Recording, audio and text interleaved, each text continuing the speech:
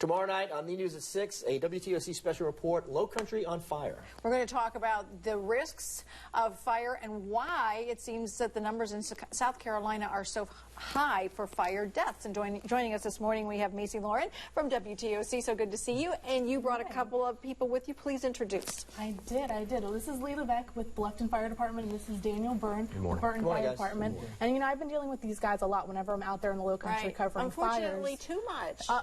Quite too much. I mean, one thing that I've realized is South Carolina is one of the top states for fire deaths, and we're on track to be #1 again in the country. I mean, it's a crazy, astounding number. We're up to 52 now for this year. Around this time last year was at 26, so that's more than double. I mean, and you said just 3 this morning? We are 3 yesterday morning, about 3:30 in the morning, reported in Fairfield County, South Carolina, northwest of Columbia. Unfortunately, it's a trend that has taken off, particularly this year, 2017, since January. We've lost more in the short period, 5 months, that we've been in 2017 than we have in any other recorded year that we're aware of. It's absolutely a trend we're not at all happy with. Yeah, I guess the obvious question is, why is South Carolina always at the top of the list like that? And that is a very question that many of us at every level of the state emergency services are asking. Why? And more apt, what can we do to stem the tide? And we thought we had some good ideas, but obviously this year so far we haven't been as successful as we had hoped. So we're reaching out to the public. It's not something that we can do alone, and never has been. As proud as we as firefighters can be and love to share any responsibility the public asks of us, we recognize this is not something that we can change alone. We tend to see the number spike kind of seasonally, but this doesn't seem to be that. It's been pretty steady. In the Burton Fire District alone in the last 3 years, we've had 4 fire fatalities. The common denominator is usually in the evening hours when fires get a start before people alert and call 911. Just about all the homes, in fact 100% of the homes we've had fatalities and they didn't have a properly working smoke detector. So that's a common denominator that we're seeing. The fires that we're responding to are very much predictable and thus preventable. And the homes with fatalities and the most damage, there's no smoke detectors in the home, and now residential sprinkler systems as well.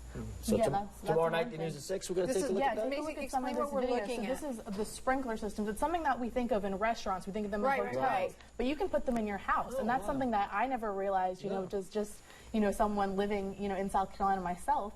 But you can put these sprinklers in your house. I mean, check out the difference. You can see how quickly it goes out when those sprinklers are activated. What are the laws in South Carolina? Do they have them in multifamily houses? Are they required? They do. Multifamily homes, surely apartment complexes, your hotels, different places like that where a large number of folks are expected to be. They do have those sprinkler systems installed as per code.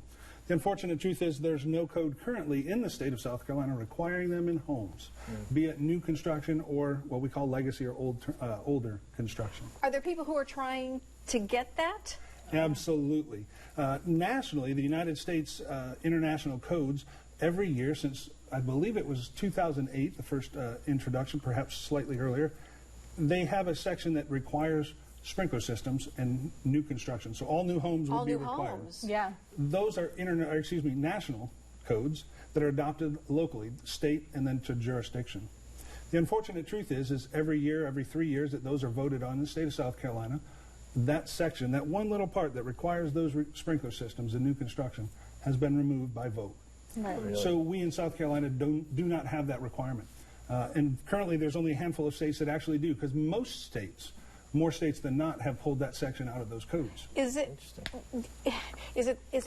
the building side of it that doesn't want to deal with it? It's two-faceted. There's an industry aspect of it, the Home Builders Association. They're the biggest opposers here to residential sprinkler systems in South Carolina. Because there's a cost involved? They're claiming the cost that's involved. And maybe that's liability involved with it, too. There's a lot of misconceptions, and that's what this story is kind of going to delve into. That's what I wanted to look at it, because this keeps getting pulled out consistently on the state level. You know, South Carolina, why is it that we're living in this state with the highest number of fire deaths, yet we keep pulling this out? Well, now it falls on the homeowners, and it falls on their responsibility to take control of their home and their safety. So that's kind of what this story goes into. It goes through a lot of the misconceptions and the myths surrounding these sprinkler systems. You know, a lot of people think that they're cooking and, oh, you know, their house is going to get flooded if they burn something. Right. That's not the case, and that's something that I learned, you know, doing this story and working with these guys. So I'm really happy to share that with everyone and let people see this and hopefully save some lives. Absolutely. We're excited to be teaming up with WTOC for this. Well, Macy, you talk to the fire departments, first responders all the time. You know they're doing everything they can. Now it's time to see what everybody else can do. Absolutely. Join us tomorrow night at 6, Lowcountry on Fire. And thank you so much to the Bluffton and the Burton Fire Departments for representing and being a part of this. And thank you, Macy, as well. Yeah. Appreciate it. Thank you for having us.